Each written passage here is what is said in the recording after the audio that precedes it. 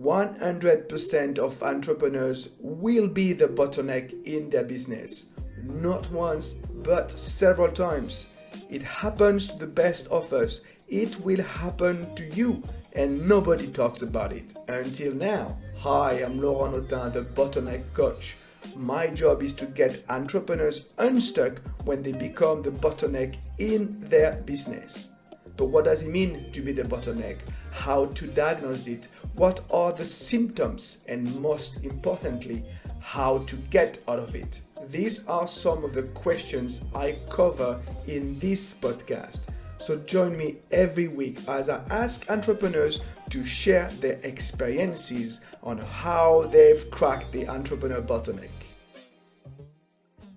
This is episode 135. Joining me is serial entrepreneur, strategic thinker, and investor Mark Lachance.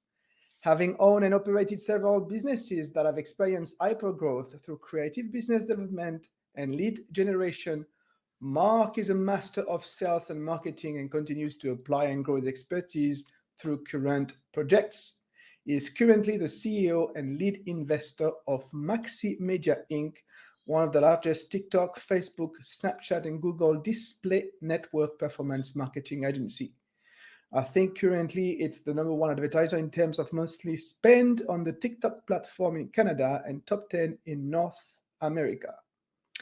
In 2016, Mark successfully sold EVO Payments International Canada after guiding the company from its inception with one employee to over 200 employees across Canada. Prior to that, Mark was one of the founding members and president of VersaPay Inc., a payment solution provider, which was taken public in 2010. And before joining VersaPay, Mark was a founding member of Pivotal Payments, which is now a multi-billion-dollar public company. I told you, Mark is a serial entrepreneur. Hey, Mark, thank you for coming. Thank you, Laurent. Thank you very much. So you're a serial entrepreneur, but there's something I didn't mention in the introduction, is that you're kind of a master also in blitz scaling companies. What is it? Well, blitzscaling companies there's a book called Blitzscaling by Reid Hoffman.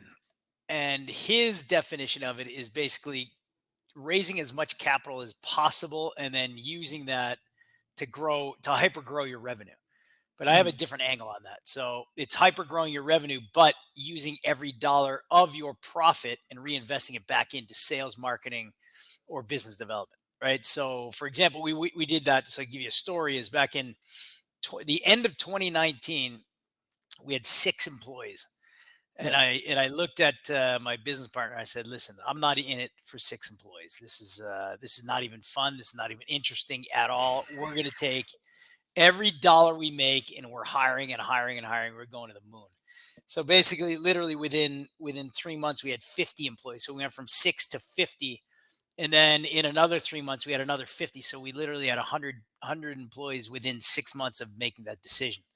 So it's the definition is using every single dollar of profit / revenue to reinvest in business development, in marketing, in growth. That's what it is. That's the definition. So a lot of people like to take out fat dividends and like to take out, live the lifestyle. But if you want to grow to a certain level, you need to reinvest everything you have. That's my definition. Right. And I've done that several times. So with no external capital. Zero. We took no capital from Maxi Media, only my money, and which was not a huge amount in the beginning. And then, we just basically we refinanced every single dollar of profit back into the business. It's interesting what you said about, we have 6 employees, not fun enough. Let's go bigger. Is that your drivers, like, build big things or don't? Well, I'll give you another story around that. So you mentioned EVO Payments, right? So we launched the company back in 2009, and then I think it was like a year later, 2011, actually, about a year and a half later, at a Christmas party, and we had at the time, I think I said 115 employees, and then my wife was like, "Oh my God, you have such a great company." And I looked around and I'm like, "Yeah, it's great. We have amazing people, but is this it? Is this all there is to life?" a small company of 115 employees, and then we decided to double it quickly after that. So it's about getting bigger, better, faster, stronger all the time. That's what it's about, and continue to challenge yourself, right? So if Yeah. you stagnate, like for example, we're stuck at around 300 right now, and so we need to make a decision to blitz scale again to get to the next level. But there's also nowadays what the difference between, let's say, even 3 years ago is that you have technology. So Mm. we are blitz scaling, but in a different way now, right? You don't need the bodies. You can blitz scale through technology, through AI, through bringing in some, automation that can help you get to the next level. So So using that's technology eh, as an accelerator of growth. exactly, exactly. Yeah. It's not necessarily bodies any longer, right? Yeah. So Yeah. it's a combination of both. What's your big dream with Maxi Media? You can't see that Stanley Cup right there, but you see that I, Stanley Cup right yeah, I there? can. See Yeah. it? On the audio, they won't be able to see it though. Okay, but it's a life-size replica of the Stanley Cup, and I think your audience is in Finland, so they know what the Stanley Cup is. And it was awarded last night, by the way, Laurent, to the Las Vegas Golden Knights. So my goal is to buy an NHL hockey team and win that Oh, Stanley Cup that's sitting up there. So that's the wow. goal. There you go. Big Wow. goals, big goals. And then you retire. Nah, I'm never gonna retire. So how did you end up an entrepreneur?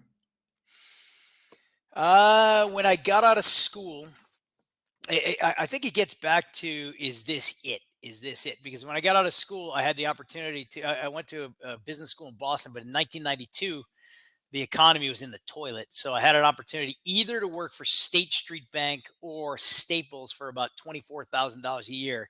And I Mm. looked in the mirror and I'm like, is this it? Are you for real? I just went to school for 4 years and these are my two options. So I went back and I worked for my father in construction, which I hated every minute of it, but it gave me the opportunity to do entrepreneurial things. Like, for example, Mm. I was a sports agent along with working with my father. So I built a sports book, or a book of clients, to six guys in the NHL and 35 in the minors working their way up. And I did that for about 6 or 7 years. And it was very, very rewarding. But then, you always want to grow and step up to the next level. I found payments after that. And then I did payments for a long time, about 20 years. And then I stepped into online marketing. So it's about growth, and it's about getting to the next level mentally, physically, and financially, and Right. spiritually, Laurent. Spiritually. Okay. Okay. And what does it mean for you to be an entrepreneur then? Well, calling your own shots, not having a boss. I can't stand having a boss. And not, basically, it is calling your own shots and creating your own path and your own life. We've been talking for what, like 7 minutes? I find there is this energy inside you. Where does it come from? Is that your driver? Where does the energy come from? Yeah, I guess, because like, people are. you said several times. You said several times already in 7 minutes. Is this it? Can I do better than that? So for me, I translate that into, energy. Maybe this is the wrong word to use. That's the driver. Well, let's put it this way, right? So a lot of people grow up and they say, well, I can't do that. Or, here, great example is both of my brothers played professional hockey. One played in the National Mm, Hockey League for 13 years. The other one played 10 years pro, was drafted by St. Louis. So now when people say, wow, it's impossible to play pro, I'm like, why? Both of my brothers did it. So I think it's possible. I think my kids can play. I believe mm. it's possible. And then if you look around and you see these entrepreneurs making billions, well, what? Okay, what if they can do it, then we can do it.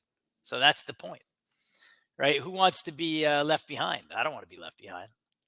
I want to have a nice house, a nice car, and blah blah blah, and nice life. Look, I've been in financial stress before. It's not fun. I'll tell you that much. So I don't want to go back Mm. there again. So that's the driver. The driver is to not be in financial stress. That's the driver. So, a serial entrepreneur, several businesses, successful businesses. What are some of the key lessons? Because the driver is one thing, but then, there is also, what's your recipe for success? Let's say.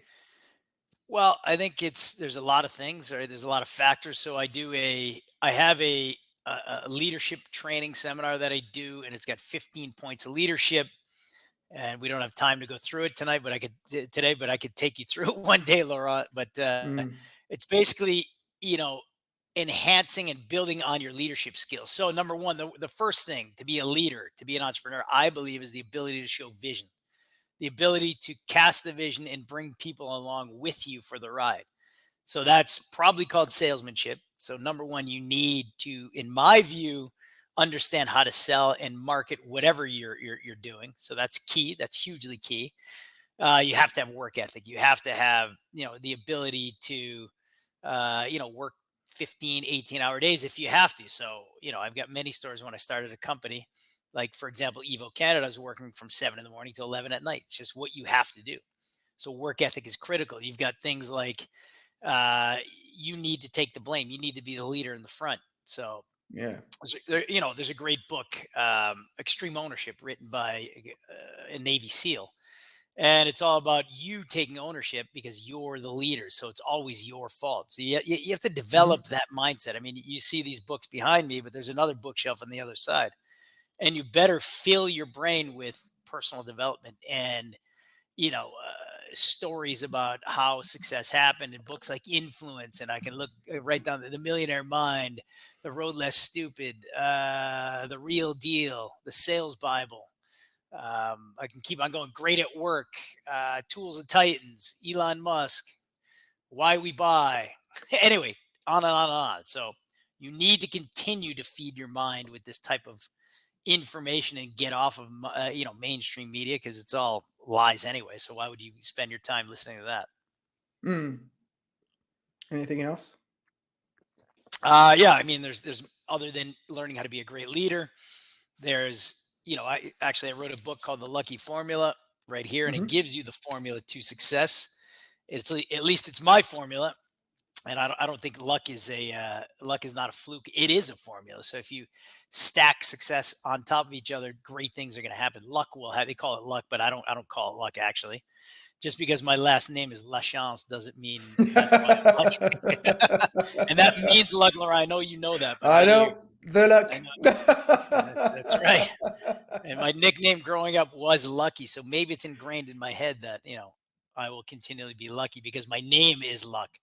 There's other tips and tricks, like for example, who do you hang around with? Who are the 5 people you hang around with? You probably heard Jim Rohn say this 1,000 times, but Yeah. you're the average of the 5 people you hang around with. So if you're hanging around with broke mindsets, what are you going to be? Broke.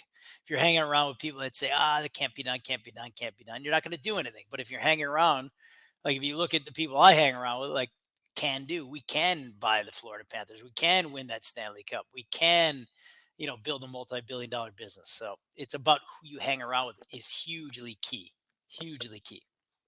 Right. So you're saying we create luck and luck doesn't play anything, I think you doesn't play a create it. part at all? I think you create it. You definitely create it. You will it Mm. to happen. So I'll give you an example, Laurent. If I say great things about you, like you have a beautiful haircut, you're a Yeah. good-looking dude, I think you're intelligent, you're funny, blah blah.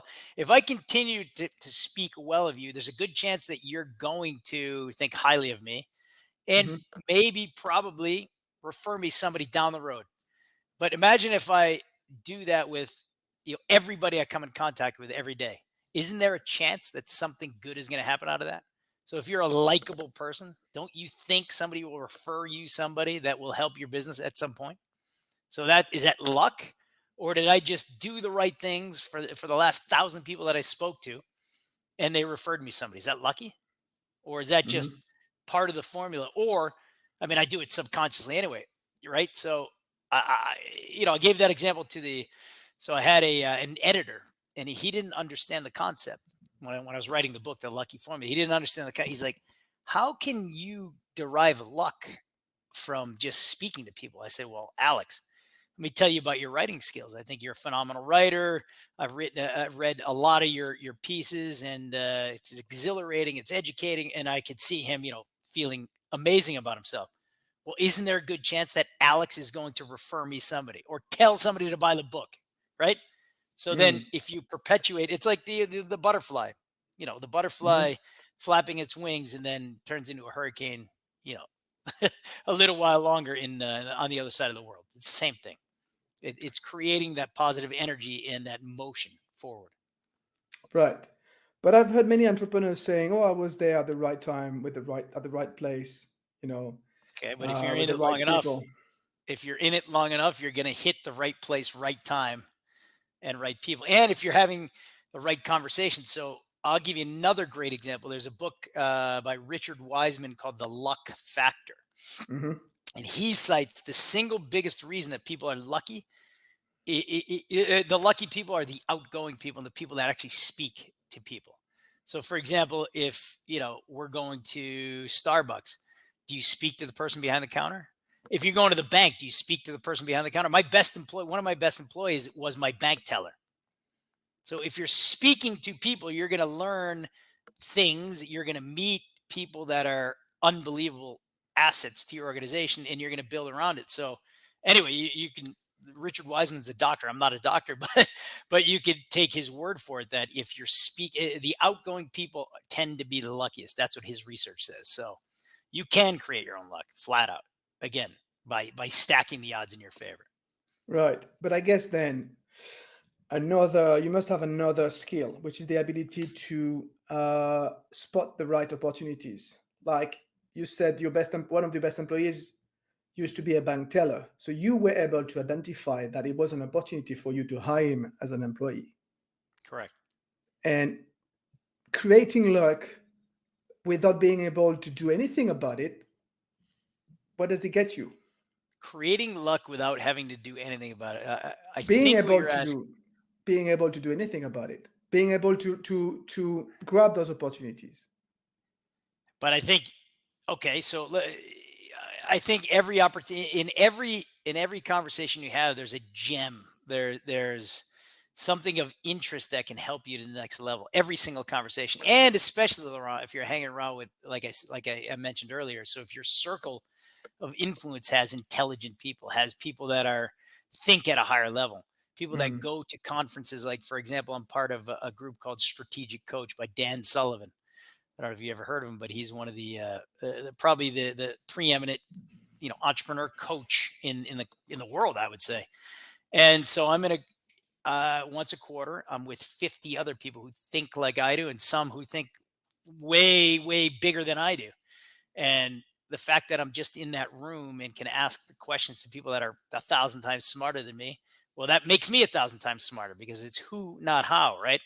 I don't know Mhm. everything, but that guy over there knows, or that woman over there knows. I don't need to know because they do.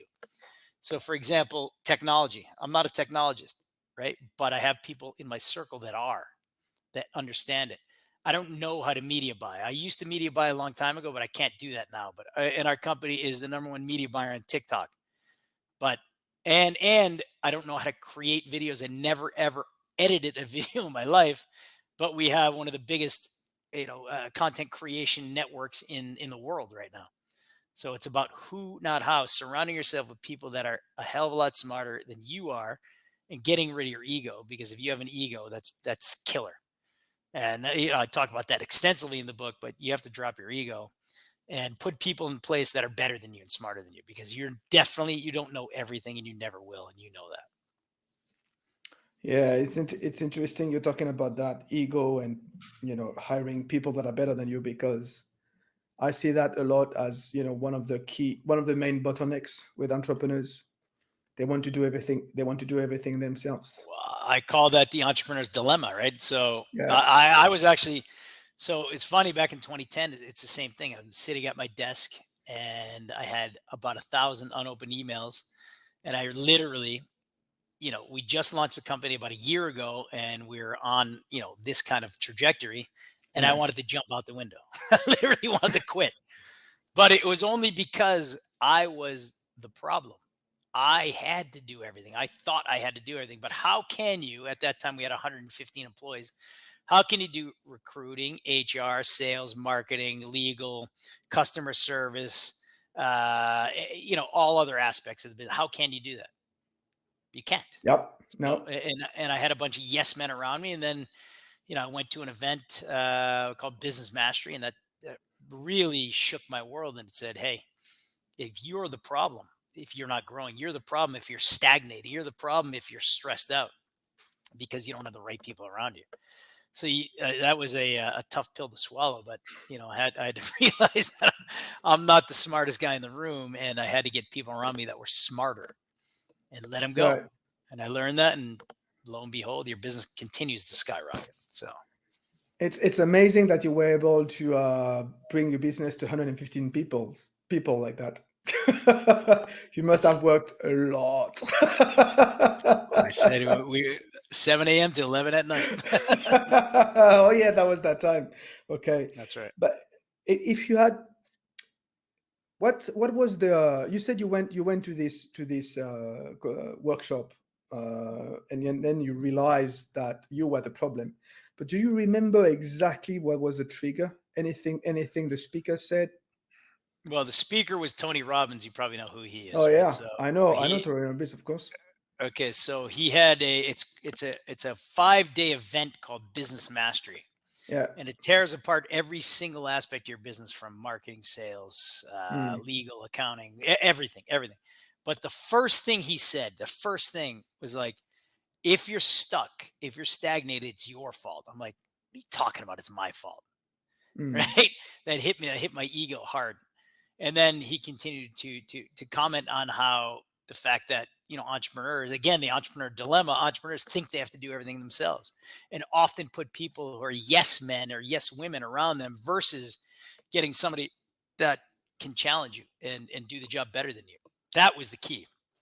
I'm like, oh my God. So if I put somebody there who understands marketing better than I do, it's going to actually grow quicker than me trying to run it because I'm deficient in these areas. of And course. then he told the story about Henry Ford, when he was at the time, I believe, one of the richest people in the world, running a massive organization, uh, building cars. And so he had a few journalists around him. They didn't think he was very intelligent, and his point was, I don't need to be intelligent. Ask me any question. So tell me about production. So he would call his VP of production. Mm, Tell me about this. Answer the question. Tell me about finance. Called his CFO. Answer this. So in essence, Henry Ford was the smartest person in the world because he had people smarter than him in every aspect that he didn't know about, that were smarter, that can answer all the questions. So again, it's who, not how, right? So think about that. mm. It's a book by Dan Sullivan, Who, Not How. And anytime I get stuck, I'm like, who's the who that could tell me how to do that? That's a key right there. Who Yeah, is the who? yeah. Who's the who that can tell me how to do that? That's a key. Jim Collins in his book From Good to Great says the same thing. He says first who, then what. Mhm. So you hire the people and then you assign tasks to them. There you go. Good to Great is sitting right over there on the Yeah, bookshelf. yeah. One of the best business books I've read. So we talk business bottlenecks, but if you had not done anything about this situation, if you had not been struck, by this breakthrough, what would you be today? You think? What would have happened? Probably, honestly, probably 50 pounds heavier, stressed out of my mind, and maybe had a heart attack. I'm not even joking, because stress is terrible. Stress is, if you don't know how to cope with it and you don't know how to handle it, I wouldn't be here today. That's for sure. Absolutely not. So that's the reason why you need to educate yourself, and why you need to go to these events, and why you need to read all these books, and why, right? You definitely, you don't know everything. You can't have an ego and let other people teach you. That's it. You have to be open minded and coachable. You're the bottleneck coach, so Yes. you have to hire a bottleneck coach and work with a coach. Thank you. I'm not even. And you should also listen to this podcast. There you go. So you want to get unbottlenecked, get a coach, get a mentor, get all these books behind me, and there you go. That's how you get unbottlenecked. What was the biggest challenge you ever had to face? Was that it? No, biggest challenge was in real estate. So in 2000, what was it? 2006, I sold my shares in Pivotal Payments, which Mm. is now a company, Nuvei, which is, I think, market cap, last I looked, was about $8 billion. So my shares right now, Laurent, are $2 billion, but I don't have them anymore. So I don't have them. Anyway, so when I sold my shares in 2006, several million dollars, I rolled everything into real estate. And that became the biggest challenge of my life because I realized quickly that I found the wrong partner. I realized quickly he didn't know what he was doing. And we're at the height of a market. So 2006, 2007, Mm. crash came, basically on the verge of bankruptcy all over the place. I mean, how I got out of that was incredible, an incredible story in and of itself. But that was the biggest challenge ever. So I was literally on the verge of bankruptcy, bills stacking to the moon, and I had to do something. And what I did was, because I've kept a very good network of people and smart people, I got on the phone. I kept on saying, I was telling everybody I knew the story. So I dropped the ego and I said, look, I'm dead broke. So the story is Todd, actually, a gentleman by the name of Todd. I called him up, and he was a senior executive at Pivotal with me, and we built that business to great heights. And he was floored that I was basically bankrupt, because about a year and a half earlier I was just riding high with millions in the bank, and Mm. then shortly after that I'm in the toilet. But the point is that I kept such a great relationship with people that he referred me to a company that had just bought out a Canadian bank and needed somebody with my skills to run the operation and give me equity. So that was lucky. But was it lucky? Because again, I had already put the foundation in place, right? Yeah. I had a good reputation. I had kept great relationships, made And phone you calls, had and you were not afraid of telling your story. that's a key, right? Yeah. So at first I was, for about 6 months, I didn't want to say anything. But after the 6 months was over, I said, I have to be vulnerable and throw it out there. So that was the biggest Mm. challenge, but I overcame it. So if I can overcome that, anybody can overcome any challenge. Yeah. And again, kill your ego. That's what you That's had to right. do too. I Yeah. had to kill the ego. That's right. Yeah. Let's go back to you a little bit. What have you learned about yourself being an entrepreneur? That I have a high tolerance for pain. uh, that I'm afraid of being broke. I'm afraid of poverty. Hmm. That I don't want it. I never want it. Never wanted it. I grew up in I would call it a middle class family, but we didn't have everything. My parents worked very hard. And I'll also tell you that I've also learned that what you're taught growing up is not reality, right? You're taught, oh, get a job, go to school, get a job, go to school, get a job. Well, why? Why do I need to go to school and get a job? So I can work for that guy and make him rich? Why would I want to do that? So those are kinds of the things that I've learned about myself over the years, and that I Hmm. had to drop my ego to get to the next level, and probably have to drop it even more to get to the next level. So buying the NHL There team. you go. Okay. When we first met, you talked about wartime versus peacetime leadership. This is something that you have not talked about yet. So let's go through that. What is it? Well, I think that I am a wartime leader. So a wartime leader is somebody that thrives under pressure or doesn't crack under pressure, right? Mm. So for example, when I was down and out and on the verge of bankruptcy, well, I got on the phone and I took action and I made things happen. It wasn't only just getting on the phone, but it was also, it was the deal that I struck, the creative financing that I came up with. So if your wheels are always turning, so if you're under stress and you can come through under stress, which I can. So for example, I'm always a guy that, if we're in the playoffs in any sport, in hockey, I step my game up to the next level. So that's what I mean by wartime. When you're in the heat of the battle, do you crumble or do you rise to the occasion? And a wartime general is somebody that rises to the occasion, Mm. in my view. So, I mean, so you take a look at World War II. Winston Churchill was a wartime general, right? And what happened after the war? Well, he couldn't last. So, it's different types of people for different situations. But I believe that an entrepreneur is almost at war every day. So you've got to have that kind of mindset, in my view, to be successful. And so the peacetime leader is the opposite. Is there any peace in entrepreneurship? It's a great question. Maybe it is a question I will ask my future guest. Is there? Is there any peace in entrepreneurship? There Yeah. is, I will tell you, there is at a point when if you've decided that you don't want to grow it anymore and you want to maintain it and you hire people to run every position and you step out. That's when there's peace in entrepreneurship, but only until that point. But if you want to Hmm. get to the next level, there's no peace in it. So it's grinding, grinding, grinding.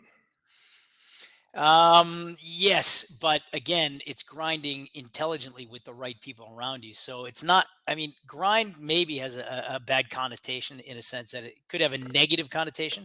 It Hmm. doesn't have to be negative. It could be a positive grind, a fun run.